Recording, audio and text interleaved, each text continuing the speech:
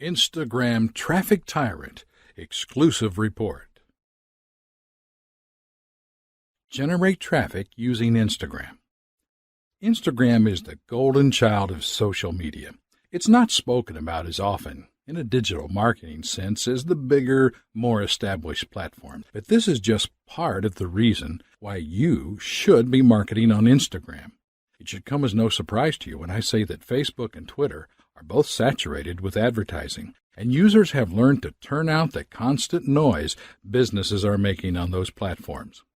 On the other hand, Instagram is a relatively new social platform. Only 36% of marketers have actually committed to the platform, resulting in an overall higher brand interaction. Generally, people have significant doubt that Instagram and other photo-sharing social media platforms can be used in a business setting, whether to increase brand awareness or increase conversion. However, you should consider these facts. Instagram has a per-follower engagement rate 4.21%. That's 58 times higher than Facebook. Furthermore, users share close to 40 million photos every day. Every second, these photos garner an overall average of 8,500 likes and 1,000 comments. That in itself is proof of massive audience engagement. Perhaps even more impressive is that if someone follows you on Instagram, 100% of your content will make it onto their feed.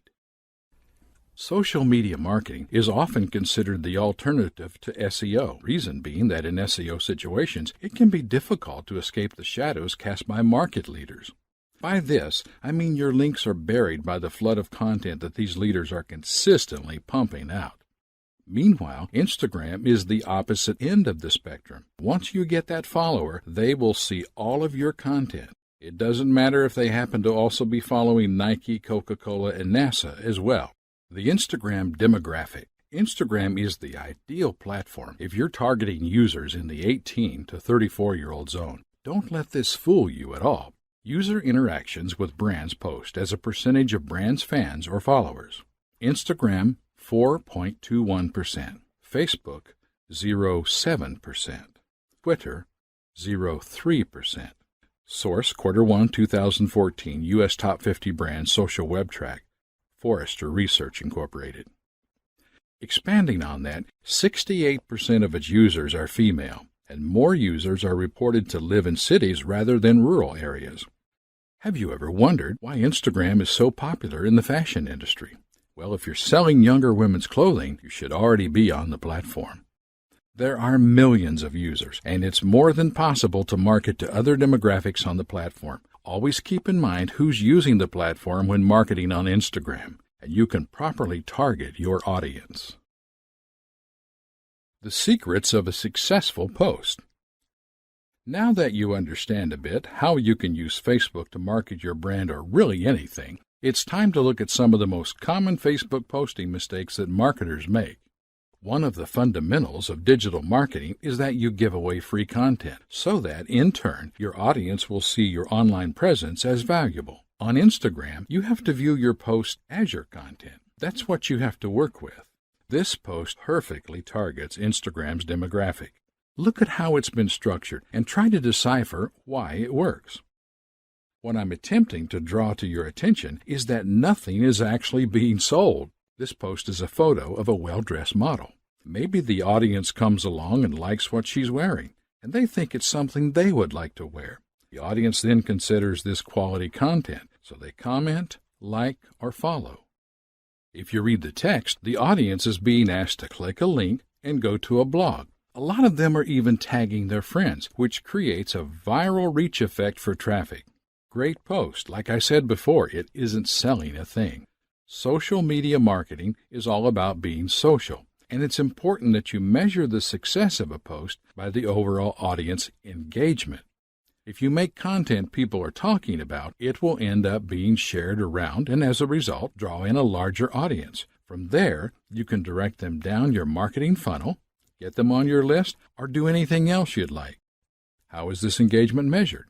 Starting off, we need to set objectives or goals, actions that we would like to see people taking after seeing our content.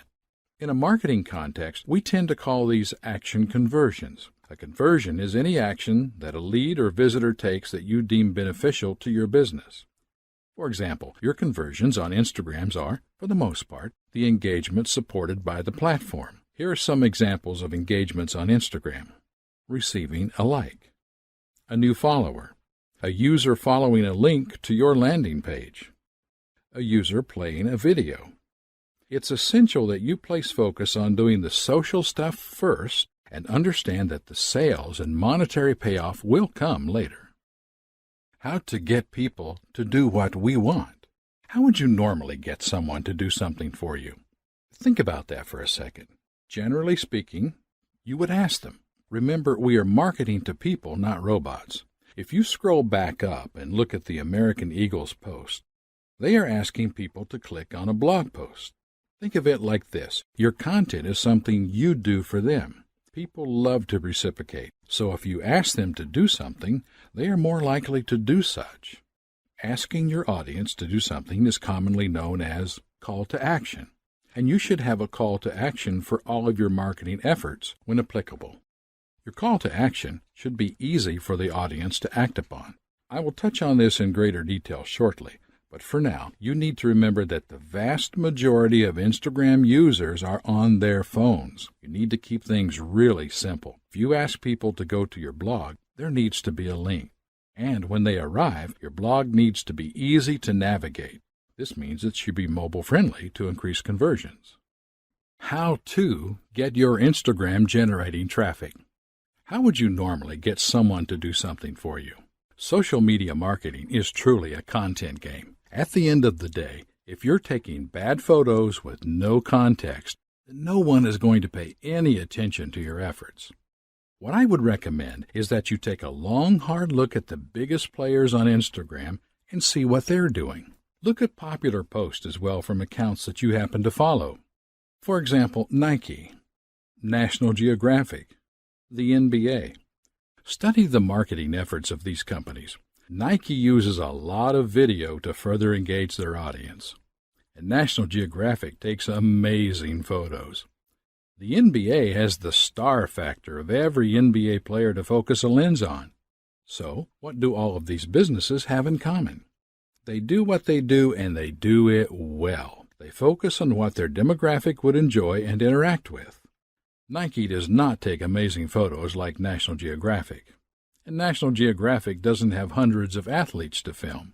There is no one recipe for success. Find what you do well and do it the best you can. Ideas for content you can post include photos of your product, photos of people enjoying your product, quotes, infographics, and yes, even selfies. I recommend that you read this guide linked here if you're struggling for content ideas. As a general rule of thumb, most businesses start by posting photos of their product being enjoyed in some way. That is fine, but you want to move past doing just that if you want to further your audience engagement. Can you tell your business's story with photos? If, say, you own a tech company and you find yourself at an exhibition, by all means, bring a camera and document it for your audience so that they feel included. Make them feel like they're benefiting from the content of your post. Another tried and tested way to kick off an Instagram account is with a competition of some sort. This works really well if you have an audience built up on another social media platform, which you can then use to cross-promote. It's actually a very common tactic in the fashion industry. I'm sure you've seen a post along the lines of, post a photo wearing our clothes and enter into the running to win X, Y, and Z. These kinds of posts end up driving tons of traffic and even going viral. Benefits. You can share thousands of photos of your products or anything. Your brand becomes a trending hashtag. You will get new followers regularly and expand your audience. The social confirmation of seeing hundreds of people in the clothes or using your products will increase sales and conversions. You position yourself as an authority because of all the content you now have. Promotional strategies for Instagram. In 2012, Facebook bought Instagram for a casual $1 billion. As a result, the two platforms are very well integrated. As such, you can post Instagram photos and videos directly to Facebook and vice versa. You should make it a point to have both platforms and use them to promote one another for optimal traffic and conversions. A lot of businesses just use Instagram as a kind of company portfolio in tandem with a Facebook account. Personally, I don't have much experience with this, so I can't speak to the effect if it works as well. You can be the judge of that yourself. Promote your competitors. Social media is all about community. Businesses schooled in traditional marketing shy away from promoting their competition out of fear of losing sales. I mean, this makes sense when you're trying to lure a handful of people into a brick-and-mortar store. But there are billions of people on the Internet. The customers you will gain far outweigh those which might spend money with your competitor. We're talking about an evergreen pool of ever-expanding leads that are all around the world on the Internet. Build your community around an actionable hashtag. One of the downsides of the platform is that Instagram feeds can be quite difficult to find on your own. You might not get to use your business's name as your username, and because of that, the only way to reach new audience is if your content is shared or liked frequently. A hashtag is a great way to reach a larger audience. Your hashtag will be displayed for people searching for similar content, and because of that, it allows more and more people to discover your content and brand. Businesses post hashtags around upcoming events and things they will know attract a lot of attention. Do some research on popular hashtags for your niche or market. As an example, these 4 hashtags are likely to attract the attention of people looking to eat in Austin, Texas. This is a clever use of hashtags to draw in an audience which wouldn't have otherwise found the account. On the other hand, hashtags need to be in good taste and relevant to not just the subject matter of your content, but your brand as well. You might think that more hashtags translates to more traffic, but if people find their way to your feed through an irrelevant hashtag, they will quickly leave and never return.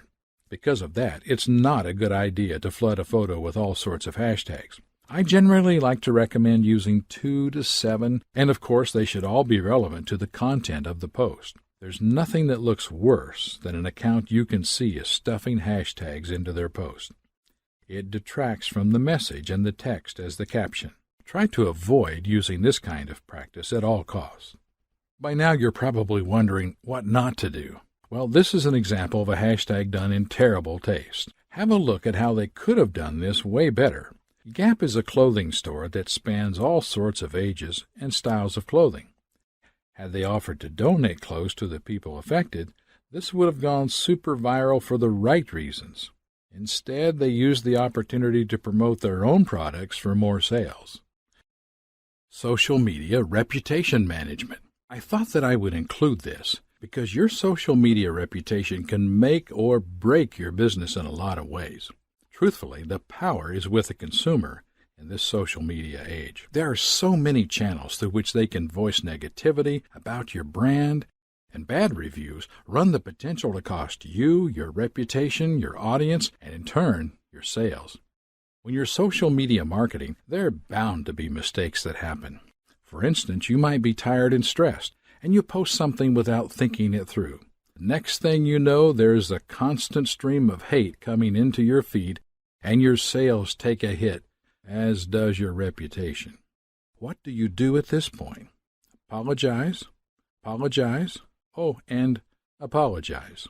Many business owners will adopt an aggressive tone and start fights to defend their position and their brand. Comes to marketing, especially on the Internet, you need to leave your ego offline and separate. This will only end up making it worse. We are all human and mistakes happen. Own up to it and have a go at making it right. I managed to conjure up a great example of this for us to look at. This nice pair of shoes are Nike's black and tan model. They were released on St. Patrick's Day, and they were intended to pay homage to Guinness. Nike messed up. The name is shared with the Black and Tans, a violent British paramilitary unit. Long story short, they killed enough people in the 1920s that it's improper to name a shoe after them for that reason alone. So what do you think Nike did? Did they come out swinging and tell the Irish people to get over their past? Absolutely not. They apologized, shelved the shoe, and donated the profits to charity. The mobile nature of Instagram. In closing, we've now gone over in depth how you can position your business or brand as a valuable player on Instagram. You should now understand not only how to create valuable content, but also how to generate traffic and conversions with the platform. Instagram is first and foremost a mobile app. This represents a number of challenges that you have to consider at all times when marketing on the platform. If it can't be done with a thumb, it can't be done at all. You need to assume that the mobile user is the laziest human being on earth for the sake of benefiting both the viewer and your business. Instagram is optimized for the mobile device, and because of that, you need to think about every step of your buyer's journey, from viewing your post to where it may lead them. If your conversion is sending your audience to a blog, how optimized is that site for mobile devices? Is it going to look funky? Have you done the proper testing? All of these mobile sites have buttons on the top right side of the screen. But did you know the reason why? Well, the majority of people are right-handed, as statistics have proven. Any guesses as to why these clued-up companies would do a thing like that? They know the simple truth that you will lose sales if your site is not optimized for mobile devices at all, especially if you generate traffic through Instagram. Here's just a few other mobile device optimization considerations. Simple navigation. Minimize scrolling. Keep everything vertical. Hierarchy in menus. Back buttons.